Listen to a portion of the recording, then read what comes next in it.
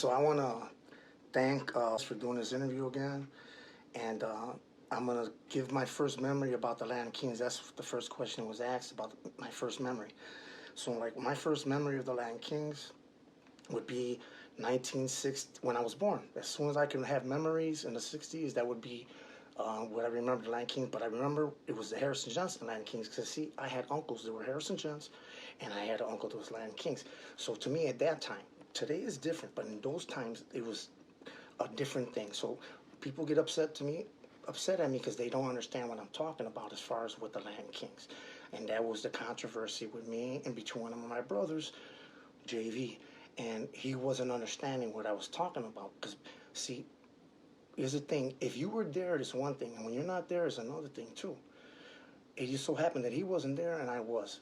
All right? Now, I wish we could have switched because my house was the one that got bombed.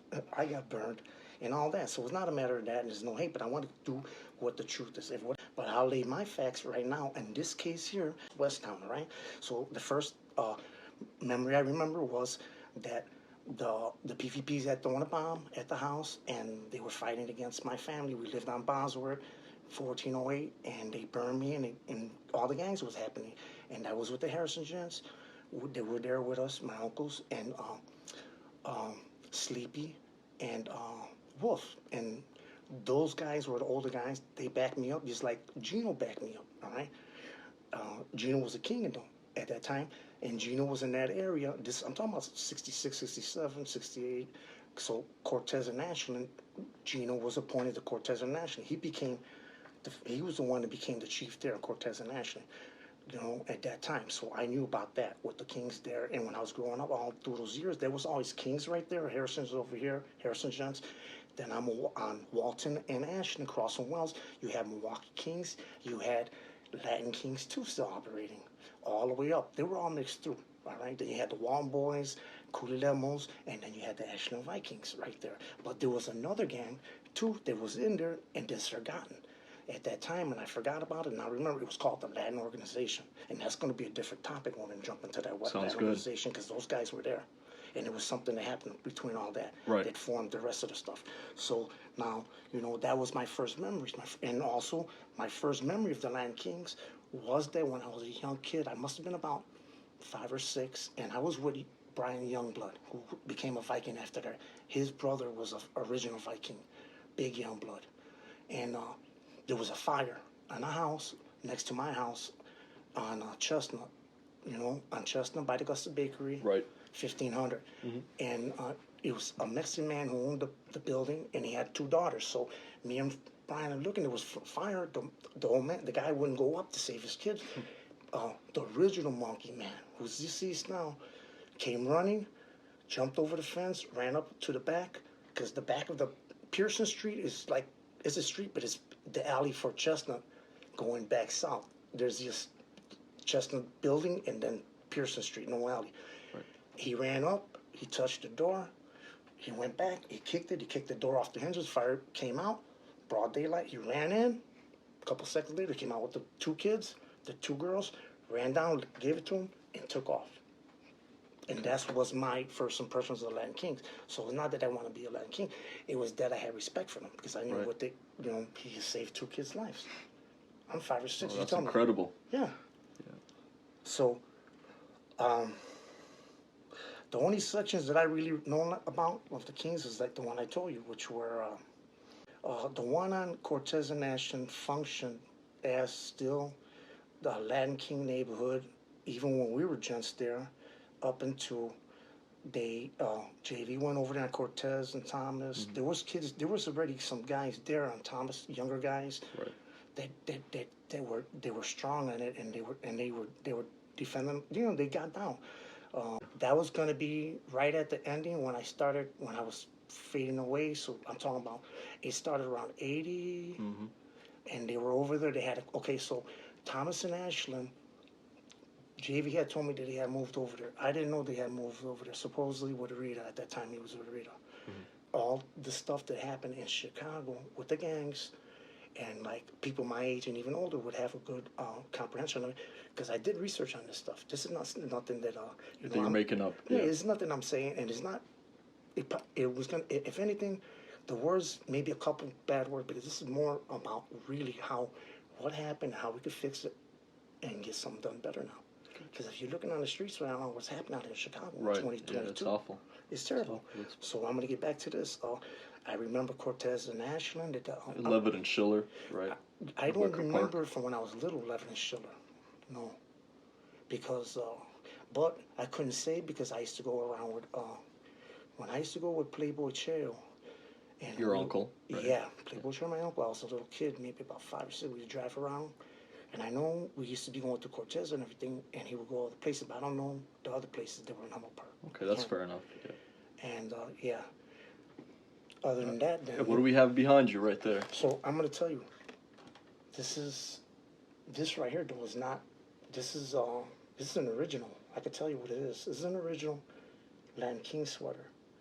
And the way I can tell is because when I look at it, you can see that it got kind of usage, and you could tell that's an original. This is not just made recently. You know, I'm gonna try it for a fit. No disrespect or nothing, but that's what I do because I have collections. So this is not to say that anything, because I am not a Latin King. I'm none of that. Not even any gang no more. But I'll tell you. Let's see. I tell by the fit.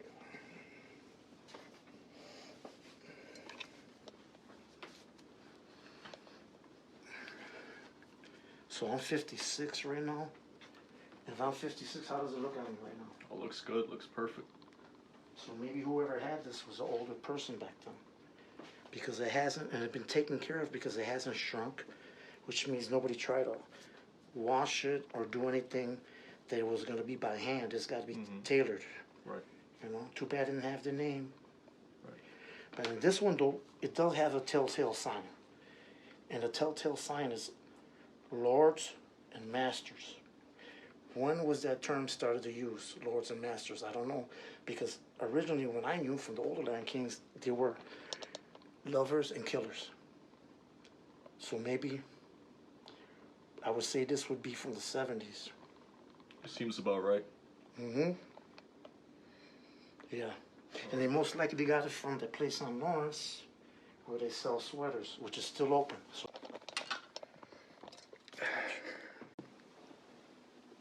okay, so concerning that, yeah, so Lord Gino ended up going to prison, I was just corrected, 71 or something. It was early, I know.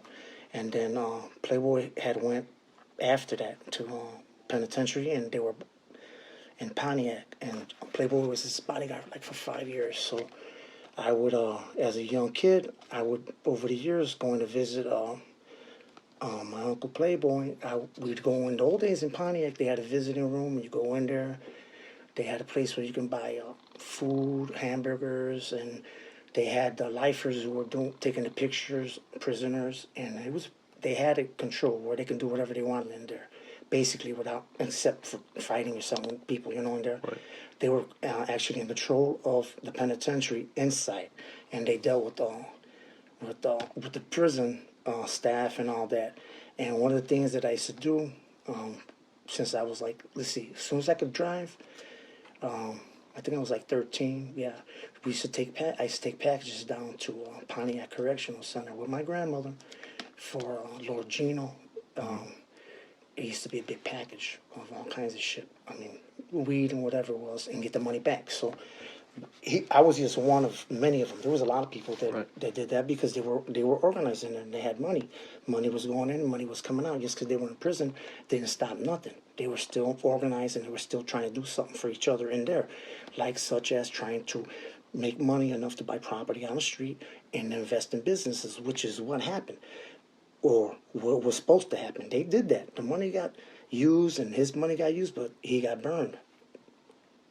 He got burned by the same people that were supposed to be for him, Right. and doing this that he trusted. And then they went ahead and made sure that he went away for sure forever by setting him up on whatever the government wanted to set him up on. Yeah. Well, his original sentence for what he was charged with for the murder of, I think it was Eugene Williams, he served that with him. But yeah, no, that's how I know Gino. So there's photos out there too. I got photos, and Gino's family got photos. Gino's relative right now, he got a brother that's a reverend or something. He's trying to do something. We're doing it with him too. As a matter of fact, Playboy Chill's on there right now too. So Playboy Chill said he agreed to do an interview with me for concerning Lord Gino and all those days that was in there. But we're talking about a long time ago, so we're not really trying to talk about anything bad that people did. Of course, yeah. Whatever anybody did or whatever anybody did to each other, whoever, even if it's white, Mexican, or whatever you were, we're talking about. Let's learn a lesson from it, a lesson that we can use about. So that's how I knew Lord Gino in there. And now, like I'm saying, well, he is also right now. I'm gonna, like I said, Playboy Chair is gonna be doing an interview concerning that, and hopefully I can get some more details on that, because the fact of the matter is that Lord Gino had saved a guard in Pontiac. Yep, he sure did. That's documented. Right, and he should have been released too, like Playboy Chill, because they let Playboy Chill on for that, saving that guard's life, but they didn't do nothing for Gino, and they could have, but they never did. So, Can you tell me about Popo King? He was in West Town too in those days, but he was more by Damon and Crystal. Around there, Damon and Crystal. He by was Wicker the older Park. one, right? He was one of the original ones, as far as I know. As far as I'm told, Popo King, yeah. So I know that he was when he went to the joint sometime in the '80s or something. He had fell back. We were, I think, in Centralia, and the Kings wanted him to take over and become the Inca, because he had connections and he knew how to deal with the administration to get things done, and because there's politics behind there when you're in prison. There's politics, and it deals with the people who are in charge of the gangs and with the people who aren't the administrators from the prisons. So he fell back, and Gordo from the Spanish Lords and me, we were his bodyguards, like, for him for about a year. We were there with him. He didn't. We smoked weed, but he didn't, and we just went to church and make sure nobody tried to attack him or anything. Gotcha. Now tell me about the relationship in the West Town area between the Gents, who you were a part of, and the Land Kings. There was a lot of fighting, like any notable murders or members that passed away or got killed, died in the warfare. Yeah, in the 60s, there were more or less, of course, there's been always fights between them, but they were not at war with each other. And mainly there was a lot of people that were relatives. So people that were kings had relatives that were cobras or disciples or whatever. It's always been like that, And with the Gents the same way from the old days, because the Gents were one of the first ones at that time to go to West Town. There were Latinos, because that was all white still. That's right. On that side. They were the first ones, so of course, and then the Kings were there on the other side.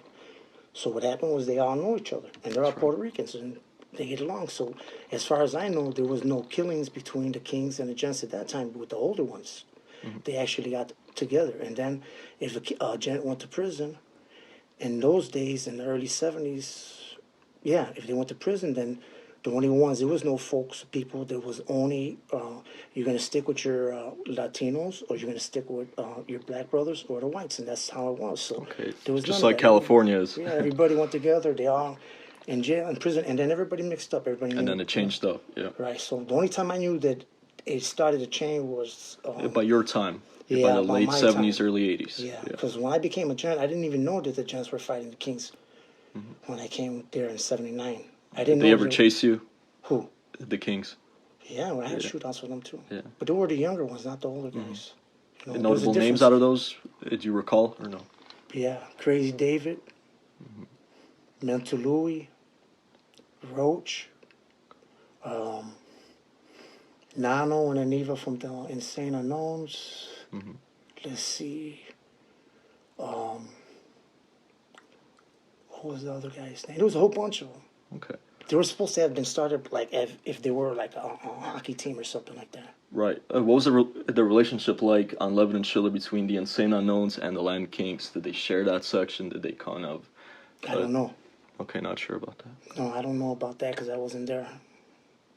So I don't know about that, the specifics of that. Fair enough. Right. So, and what was this last one on here? Yeah, so that was about Pop. So what happened with Popo King, though, I'll finish that one off. Popo King, I knew him from outside when I was younger. And then they were over there by Damon Division, mainly. You know, over there by Marshall and Division by the YMCA. Because at that time, that YMCA, where the Wendy's is, was a big attraction for everybody. A lot of the kids used to go over there and play and all that. And you remember Sergio Oliva? Yeah, Sergio. Yeah. He was a cop, too. Oh, yes, he was, by Rogers Park. Right. He had a daughter on Chestnut where I lived. He had his kids, 2 daughters. And there was a body shop over there, too, on Division and Winchester. A bodybuilding shop. A bodybuilding shop. Yeah, it was a sports shop. Yeah. It's been a while, man. That neighborhood's got a lot of history. Yep. A lot of people kind of tend to forget that now that it's been gentrified and yuppie-fied, as they say. Yeah. Cool. Well, thanks a lot for your time, Joe. So this was the main spot for the Gents back in the 60s. This was Ashland Beach. And this, the mural used to be right up here. HG, and it was vaulted sidewalks. So they would be able to go down underneath the sidewalks and move around all across. And as far as I remember when I was little, these were Gents over here. Apache was here, Sleepy, my uncles. Then the Latin Pimps used to be down there too. So if I think about this corner, I remember Latin Pimps because they were here too. Tank is one of them that I know. I don't know the rest of them, but Tank used to be here. And so this was the original spot that I grew up right here. This was all PvPs at one time, and that's why when we moved in, the Latinos, we had a battle with them because this was their hood. And this is all from the 60s, like the second after Ashland Beach came, then this section came from Harrison and Western. This was another section that came of Harrison Gents, but they moved to the north side because the Gents used to be a gang that was on the south side. It was a south side gang, and they came over this way. So this is the section right here, this is the area. In the 60s, where the Gents had their first West Town section right here, Ashland Beach. And that's the wall that they used to have, the emblem. 1960, I would say 65, 64, all the way to like around 70, late 70s, until the Gents crossed over to the other side. And everybody else took this. Whoever was here, they came and took it over. Whoever lived here. So these are this is Leavitt and Schiller. I really don't know nothing about it, but all I know about it is this is where some of the places where some of the first Puerto Ricans came and we were all together, you know. So a lot of the families came over here, Leavitt and Schiller, Beach and Ashland Beach, all the way to the West Town. This is Wicker Park, though. So this is a different area than just West Town. This is Wicker Park. And the story about here is deep. The thing is, it's going to be different stories coming out, and people got to put them all piece to piece because there's a big story, you know. And basically, there's a whole different bunch of people who know about all this kind of stuff, but nobody really put it together as one piece. So if everybody comes together and they put their pieces together, then we could have a story that will tell the truth about what's going on and where we're at with the real history of the gangs here in Chicago, you know. This would be all Harrison Gents. We were all in, and it was apartments, so everybody organized. The sidewalk was vaulted, so we used to operate underneath there. All over here, I used to live right there, 934. Everybody around here, Goku used to live here. And right there was a clubhouse. That was where our clubhouse. So this was the Gents clubhouse there. From 80, 81, for Walton and Noble, but everybody used to come together. Right here. So right here was the clubhouse. Dora lived upstairs. And down in the basement was where we used to have our clubhouse. We had pinball machines, pool tables, liquor and everything.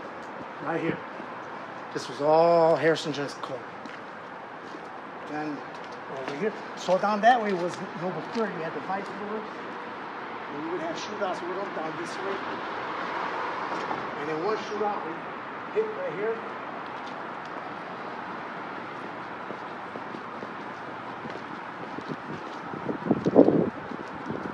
The bullet hole should still be here.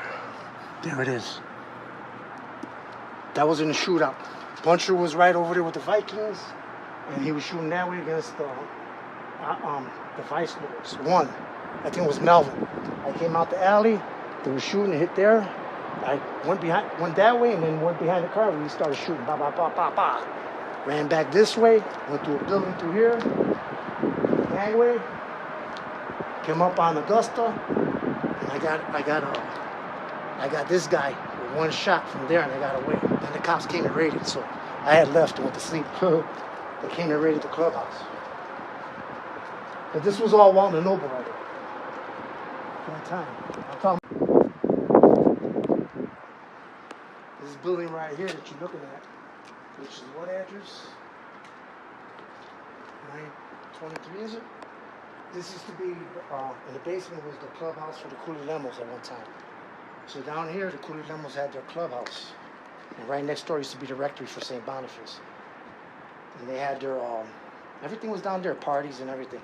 And that was like toward the end before they got into the killing with Playboy over there by Bosworth, where they killed the Playboy. After that, they all went to jail and they split up. That building right there, that's another building they lived in there.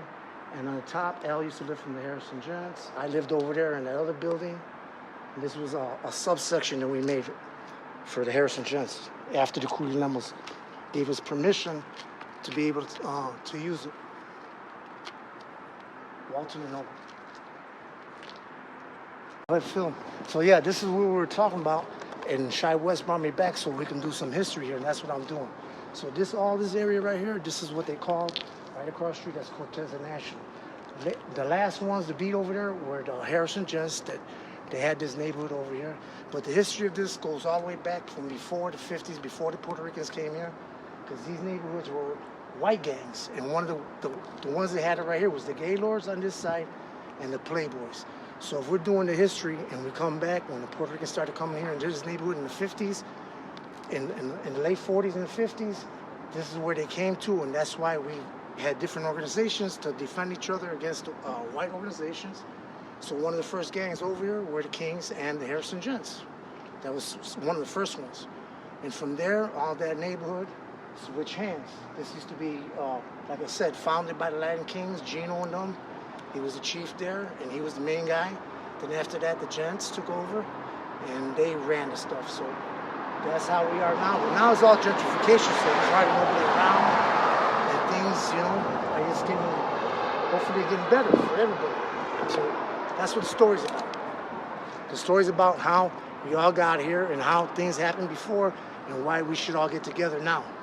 Whatever happened in the past, the bad stuff should be left behind, and we should deal with the good stuff now instead of the bad stuff.